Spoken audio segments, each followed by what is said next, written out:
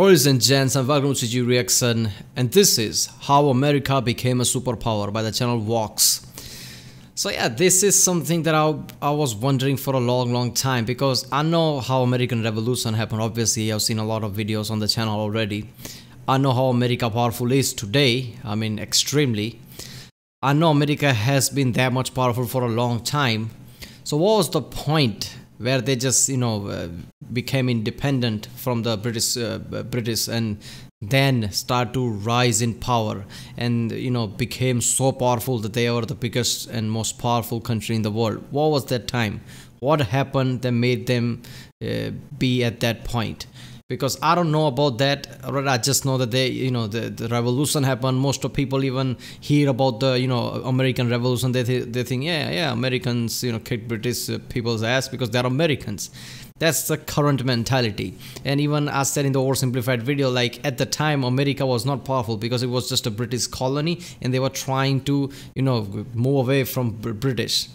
So if you're a colony of Britain and you're trying to fight Britain, and you're not that much powerful. So it wasn't America that we know today.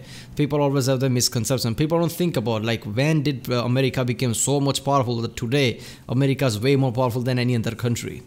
So I don't know if he's going to talk about here all the political things that inspired, that made America really powerful, like how America has say in lots of external countries, I guess all the relations or whatever. I don't know. I want to know how they become powerful money wise, not just political. Because if he's going to talk about just how United Nations happened after World War II and all the things happened where America was more involved, then slowly America started to invade some countries and put military bases on everywhere. If he's going to talk about that, I kind of already understand all that factor, but I really want to know how did they become so much powerful and they had so much money so they could do that. Because without money they can't do that. Lots of countries in the world wanted to do that, couldn't because they weren't powerful financially. So how did they become so much powerful financially so they could do that, like put military bases on lots of other countries, become more politically involved in other countries, things like that. I like to think it's because of their capitalist mentality. They from the start, from the foundation of USA, they were more capitalist than anything. So they were putting emphasis on industry. So I guess they had a massive industry boom.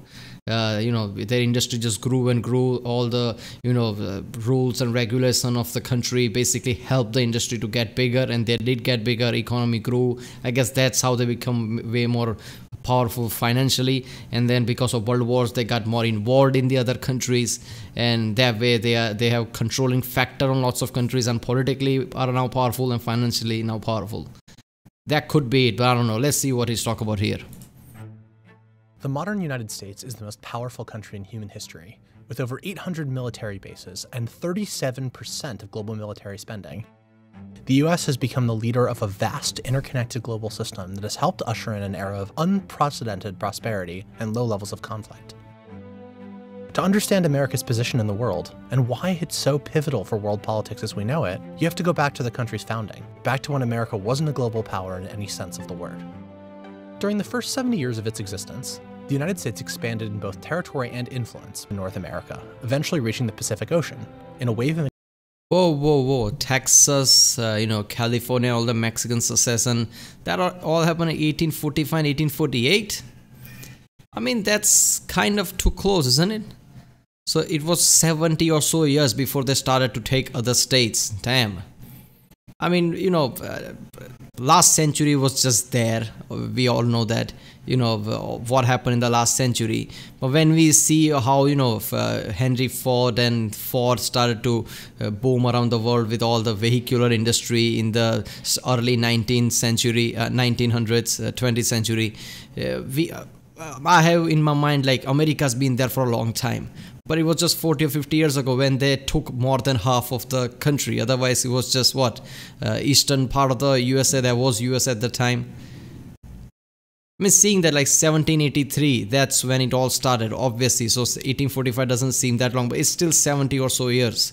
So, That's weird. I thought it was going to much closer, like 1790 or 1800 something, 1845. Entire USA became USA much later than I thought. Expansionism that resulted in the wholesale slaughter of the indigenous people who populated the continent.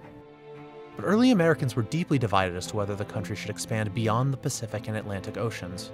This became a major debate after the Civil War, when some leaders, like post-war Secretary of State Seward, argued that America should push to become a global power.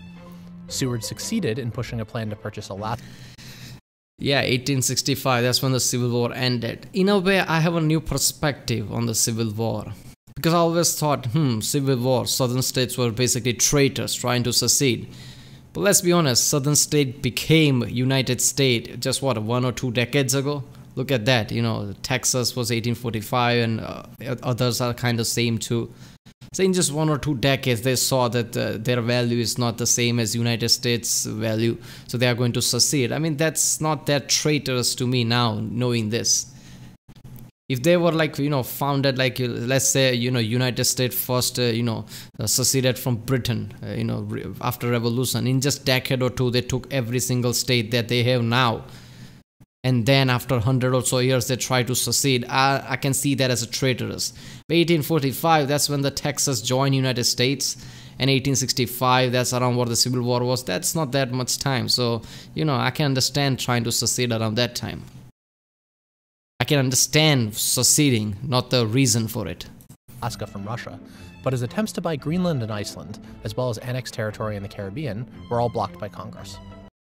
Alaska, that is awesome, man. Alaska, I always thought Alaska was part of the United States. When I wasn't reacting to videos like this, I didn't have a channel and I wasn't thinking much about it. But one day I realized, United States bought it from Russia. And then I heard how much little money they paid for it. I mean, that's just ridiculous. There's Alaska there, and I think Alaska has lots of oil reserve right now. So Alaska is worth a lot. And Russia just got a bit money for it. Right now Russia must be kicking themselves. Why the hell did we give Alaska to United States? And it's ridiculous. Look at that. Here's Russia and here's Alaska. That's way too close. Knowing Pacific is such bigger, this is close to no length. And Russia's other side is touching Europe in this side. So it's just ridiculous how big Russia is. It just spins around the earth like that. Damn, that is heavy. That's because some Americans, including many on Capitol Hill, had a strong anti-imperialist bent. These people worried about America getting more involved in global politics, as well as having to integrate populations from quote-unquote inferior races. And this opposition implied major checks on the imperialist urge to expand. But something was happening in the late 1800s that would change the debate about American expansionism. The Industrial Revolution produced explosive economic growth, and the bigger US economy required a more... There you go. See, that's what I'm talking about. US Industrial Index. Look at that. After 1850, 1870, 1875, 1880 is where it started to jump a lot. Obviously 1900, that's when the car industry started to grow bigger, Henry Ford and things like that. So yeah, they become really, really rich because of industry and their capitalist, ideas, I guess. Less tax for the industry, giving more room for the industry to grow. So in a way, when Republicans says, obviously nowadays, most time Republicans say that, you can pressurize industry, that would be catastrophic. And obviously most time their views are just giving, tax freeze to the richest people. That is always an issue. But in the broader picture, it kind of makes sense because look at how US industry grew. So, giving room for industry to grow is a really good thing. But obviously there are, more sides to that. I mean, giving, small industry room to grow, understand that. But massive industry that are already the biggest industry of the world and giving them too much free will, I mean, that's kind of issue, especially when you're middle class and everything is suffering. That's different. But as a broad idea, it kind of makes sense giving industry room to breathe. The bigger US economy required a more centralized state and bureaucracy to manage the growing economy. Power became concentrated in the federal government, making it easier for expansionist presidents, like William McKinley, to unilaterally push American influence abroad. The key turning point came in 1898, when President McKinley dragged the country into war with Spain over Cuba, despite some intense domestic opposition. The rising United States easily defeated the moribund Spanish Empire, acquiring Puerto Rico, Guam, and the Philippines in the process. Over the next 2 years, the U.S. Wait a minute, I thought Cuba was under Russian in the 20th century. How did Russia get hold of it then? Because I know Russia was transporting nuclear missiles or something to Cuba, and it was a Cuban crisis or something. Then United States took over Cuba or something. I don't know, something like that. So if there was a Spanish island and now USA took it, how did it become a Russian island in the 20th century? I don't know that. I don't know much detail about that. I need to react to one of those videos, Cuban Crisis. The U.S. would annex the Kingdom of Hawaii, Wake Island, and American Samoa. A few years later, the U.S. took control of the Panama Canal Zone and sent troops to occupy the Dominican Republic. It also purchased the American Virgin Islands. This period of rapid acquisition of far-flung territories put the U.S. on the map as a truly global power.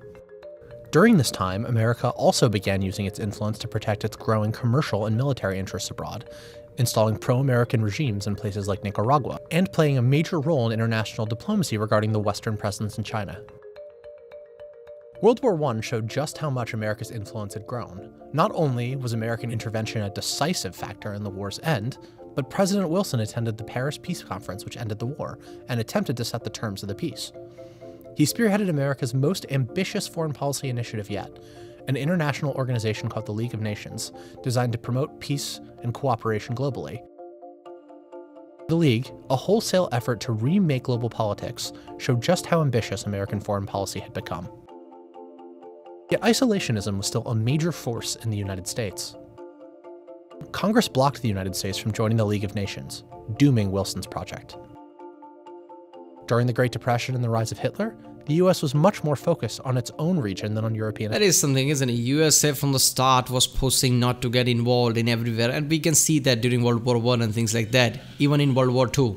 But once I think once things started to heat up during the World War II, when the Pearl Harbor incident happened, and it started to become apparent like staying away from the world's politics is going to cause major issue along the way. Because if some power like Hitler's Nazi, something like that grows powerful, eventually it will cause an issue to us. So it's better to prevent that from the start. And from there, that policy became like, let's get involved into all every place in the world where there could be an issue. Let's get involved in that, because eventually this will track back us at home. Affairs. Ultimately, America's ever-growing entanglements abroad made it impossible for it to stay out of global affairs entirely. In East Asia, the growing Japanese Empire posed a direct threat to American possessions and troops, bringing the United States and Japan into conflict. This culminated in the Pearl Harbor attack, bringing the United States into World War II.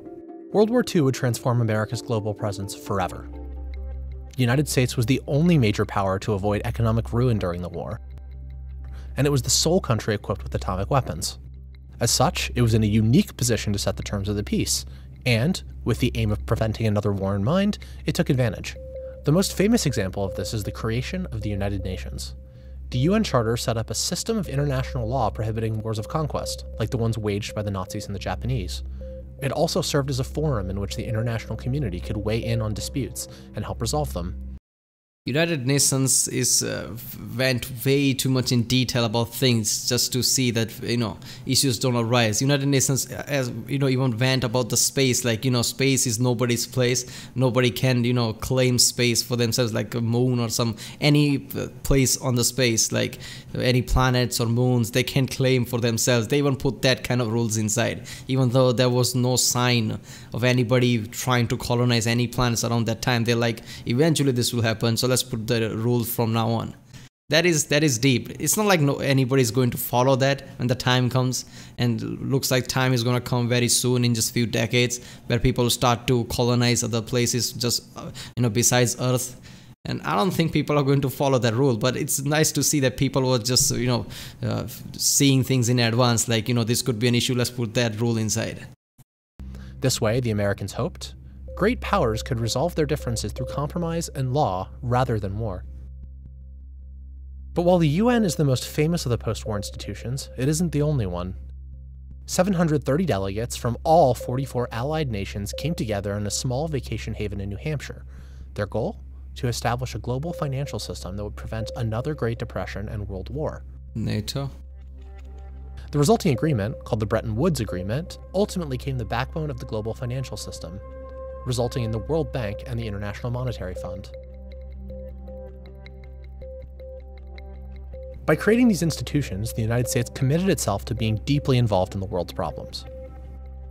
The issue, though, is that the world's second largest power, the Soviet Union, saw things differently. World War II had made allies out of the democratic West and communist East in the fight against Hitler, but that couldn't last. The United States saw Soviet expansion in Eastern Europe and elsewhere as a direct threat to its vision of a free-trading, democratic world. To a substantial degree, in one form or another, socialism has spread the shadow of human regimentation over most of the nations of the earth, and the shadow is encroaching upon our own liberty. Fearful of Soviet intentions, I like how in the old times people try to put emphasis on things, like literally putting his hands up to see that that's the shadow. Nobody put that much effort to them, and they're like, chill out, man, you're going a bit too uptight about this. It's weird to see how, trends change. I mean, you could clearly see how much emphasis to, proper words and, proper phrases they put back then. Like they knew that just the right sentence could be difference for a, massive scale. Like saying things just rightly is really important. Nowadays, nobody cares about any of that. Towards Western Europe, the US and other European nations created the North Atlantic Treaty Organization, a military alliance meant to stop Russia from invading other countries in Europe. Globally, the US committed to a strategy called containment, so called because it was aimed at containing the spread of communism everywhere on the globe. What the hell did they achieve anyway? Russia did invade Crimea and annexed it. Obama did put sanctions on them, and Trump removed it. This new global struggle meant that the US had to exert influence everywhere, all the time.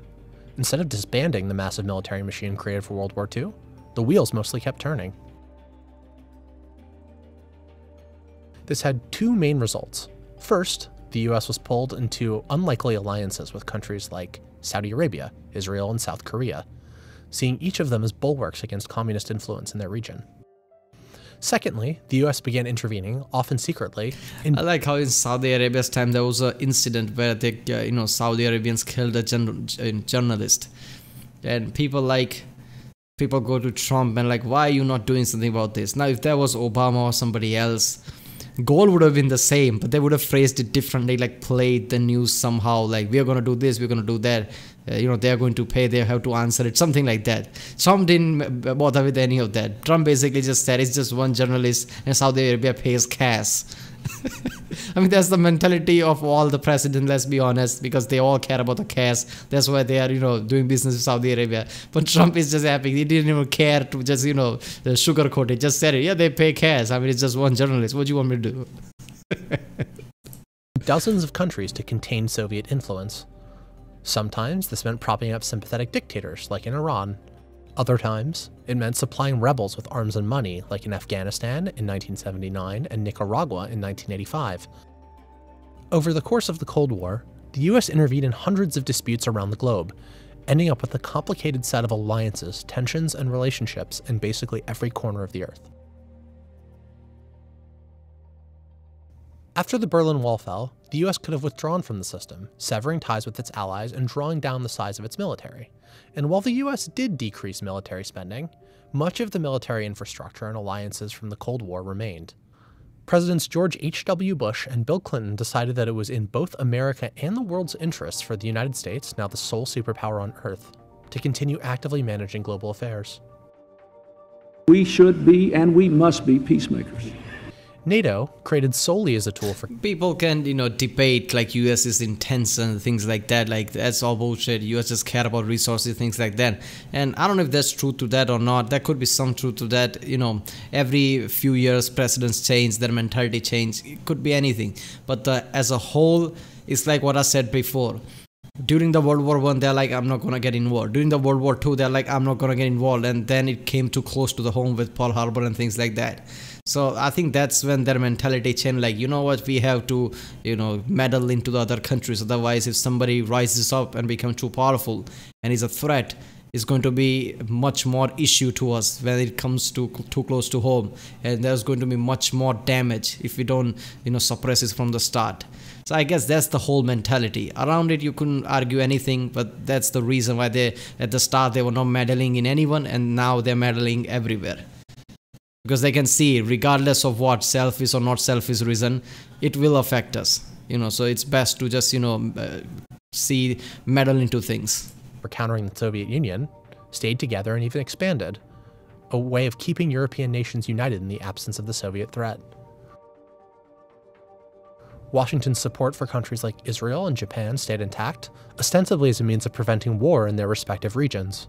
The global system of alliances and institutions created to keep the peace during the Cold War became permanent, as did the American military and political commitments necessary to keep them running. This system remains in operation today, and no leading American politician since the Cold War has seriously called for dismantling it. Except, perhaps, for Donald Trump. Trump has said contradictory things about these commitments, but he's consistently argued that American allies are not paying the US enough for its protection, and questioned the value of free trade. That calls NATO and even the World Trade Organization into question. At some point, we have to say, you know what? We're better off if Japan protects itself against this maniac in North Korea. We're better off, frankly, if South Korea is going to start to protect itself. Saudi Arabia, nuclear weapons? Saudi Arabia. Japan can't protect itself? Really? USA protects Japan? I didn't know that.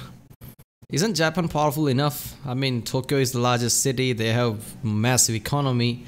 I mean, when it comes to any, mechanical, any industrial things like, I don't know, cars, any, I don't know how to say this, any automotive, mechanical things.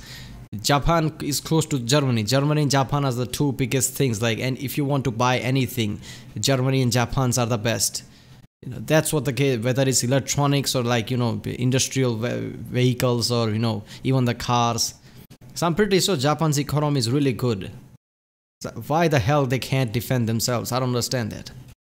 Arabia, absolutely. This is a sharp divergence from the consensus that has dominated US foreign policy since 1945, and something closer to the isolationism that came before it. So will President Trump act on some of candidate Trump's ideas and reverse decades worth of institution building and alliances? We'll find out soon enough. Some of the things he has reversed, that is going to take a long time, like at least a decade, to get back on track to. So that is a massive issue, and that issue will be felt in the future. But as a whole, he didn't do as much damage as people feared. I mean, he's gone now. Biden is here now. Biden might be many things. People like him, Biden's not so good, and they could be right. Even though Obama stated that during his time, lots of policies that Obama, implemented, lots of them were written by Biden and things like that. So he could be good. But yeah, he could be, too old, forgetting things, stuff like that. But at least he's not going to be as damaging as Trump. It's weird whenever the question about, American politics is, look, people didn't like Trump much, but they hated Hillary much more. So lots of people voted for Trump. I mean, that's the only explanation I can think of, because this election, Hillary wasn't there, so Trump lost. So that's the thing, only simplistic way I can think of it. But it's weird to see how they can't elect the people they actually want. I mean, of all the people, I want that person, that person's so good, I want that as a president. They can't do that. Parties always elects people, put at the head of the party that nobody actually wants. That's just weird. This was a good video. I still am not clear at the exact moment where, USA, after claiming independence, when their industrial boom started. Because at the time, there were, obviously some industries were there. Southern states were mostly farmers and things like that, sugar and things like that. But when was the exact time where the industry boomed so much that they literally became the richest country in the world? It's probably around 1900s when the vehicle industry kick-started because of Henry Ford and things like that. But that cannot be the only reason. There must be other things too, like where oil and things like that, when they become so much better at that than anybody else.